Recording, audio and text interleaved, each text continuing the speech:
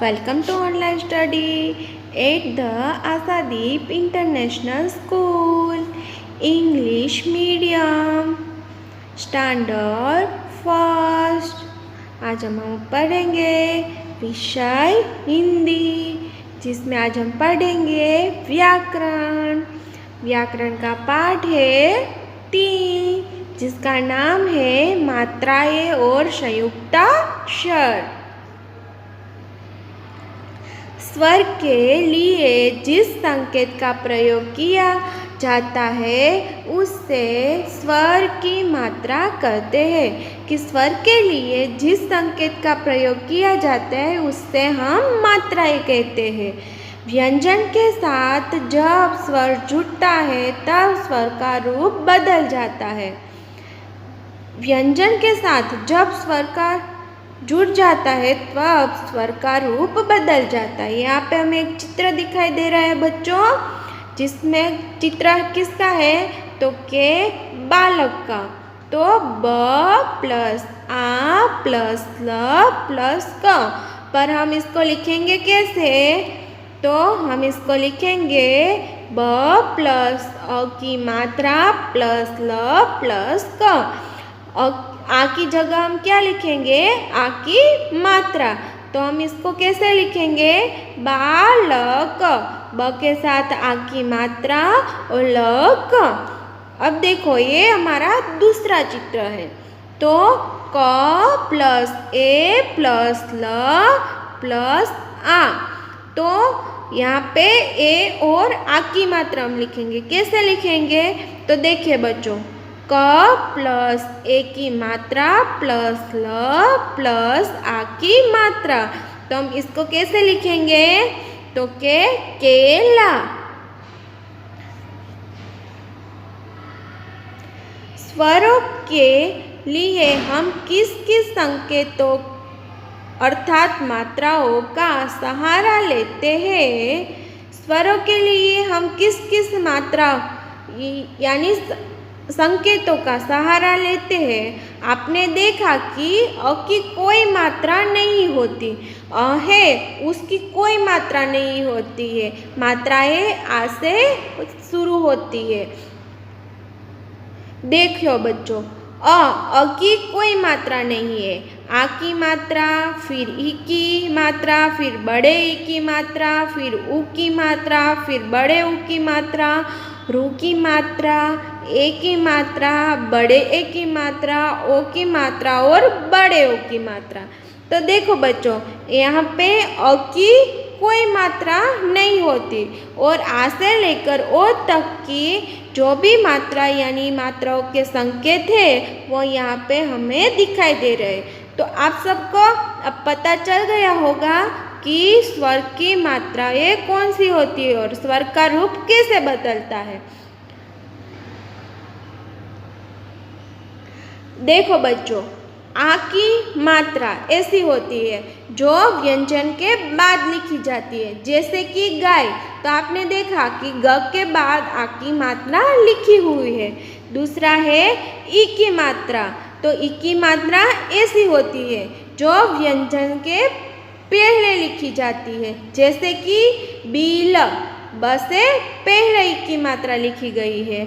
अब है बड़े ई की मात्रा, वो ऐसी होती है व्यंजन के बाद लिखी जाती है, जैसे कि तीर तक के बाद बड़े ई की मात्रा लिखी गई है। उसके बाद है उ की मात्रा। तो उ की मात्रा कैसे होती है? तो कि ऐसी होती है जो व्यंजन के नीचे लिखी जाती है, जैसे कि पुल। अब है बड़े उ की मात्रा। तो बड़े उ की मात्रा कैसी होती है? तो कि बड़े उ की मात्रा ऐसी होती है, वो व्यंजन के नीचे लिखी जाती है। बड़े उ की भी मात्रा व्यंजन के नीचे लिखी जाती है, जैसे भूल। फिर है रू की मात्रा। रू की मात्रा ऐसी होती है जो व्यंजन के नीचे लिखी जाती है, जैसे कि गृह यानी घर। फिर है ए की मात्रा। ए की मात्रा कैसी होती है? देखो बच्चों, ऐसी होती है, वो व्यंजन के ऊपर लिखी जाती है। जैसे कि झेल, जे के ऊपर ए की मात्रा लिखी गई है। उसके बाद है बड़े ए की मात्रा, जो कैसी होती है? आपने देखा ऐसी, जो व्यंजन के ऊपर जैसे लिखी जाती है। जैसे कि पेड़, पे के ऊपर बड़े ए की मात्रा है और फिर र है। ओ की मात्रा व्यंजन के बाद लिखी जाती है। जैसे कि मोर, म के बाद ओ की मात्रा लिखी गई है। फिर है बड़े ओ की मात्रा, वो व्यंजन के बाद लिखी जाती है। जैसे कि कौन, क के बाद बड़े ओ की मात्रा है। तो बच्चों, आपने देखा कि सबसे पहले यहाँ पे स्वर लिखे गए हैं, उसके बाद उसकी मात्राएं लिखी गई है। अब मात्राएं कहाँ लिखनी है? व्यंजन के बाद या पहले, वो यहाँ पे हमें बताया गया है। और यहाँ पे कुछ उदाहरण दिए गए हैं कि वो कैसे लिखनी है। व्यंजन के साथ कुछ और मात्राएं भी लगाई जाती है। व्यंजन है, उसके साथ कुछ और मात्राएं भी लगाई जाती है। सबसे पहले उसमें है अनुस्वर, अ के ऊपर डॉट, फिर है चंद्र बिंदु। चंद्र बिंदु यानी य के ऊपर, ऐसे आपने देखा कि इसको चंद्र बिंदु बोलते हैं। और है विसर्ग, विसर्ग यानी अ के बाद दो डॉट्स की मात्राएं है। इस व्यंजन के साथ कुछ और मात्राएं भी लिखी जाती है। अनुस्वार व्यंजन के ऊपर, जैसे कि पंख, शंख, अनुस्वार है वो व्यंजन के ऊपर लिखा जाता है। जैसे पंख, प के ऊपर डॉट्स दिया है, और श के ऊपर शंख। दूसरा है चंद्र बिंदु, व्यंजन के ऊपर लिखा जाता है। चंद्र बिंदु है वो भी व्यंजन के ऊपर लिखा जाता है। जैसे ऊंट, पूंछ। फिर है विसर्ग, व्यंजन के बाद लिखा जाता है। जैसे कि अंतः, पुनः।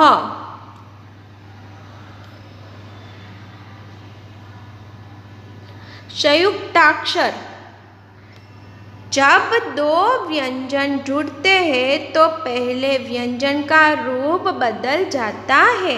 व्यंजनों के इस मेल को संयुक्ताक्षर कहते हैं। जब दो अक्षर जुड़ जाते हैं तो पहले व्यंजन का रूप बदल जाता है, उससे हम संयुक्ताक्षर कहते हैं। देखिए बच्चों, यहाँ पे एक चित्र दिया गया है, क प्लस क। तो दो बार जब क लिखा जाए तो पहले क है, यहाँ पे उसका रूप बदल जाता है। कैसे? तो देखो, मक्का, म क आधा फिर का।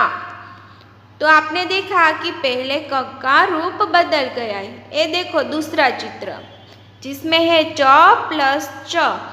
तो कैसे लिखते हैं? बच्चा। तो आपने देखा कि पहले च का रूप बदल गया, वो कैसा लिखा है? आधा।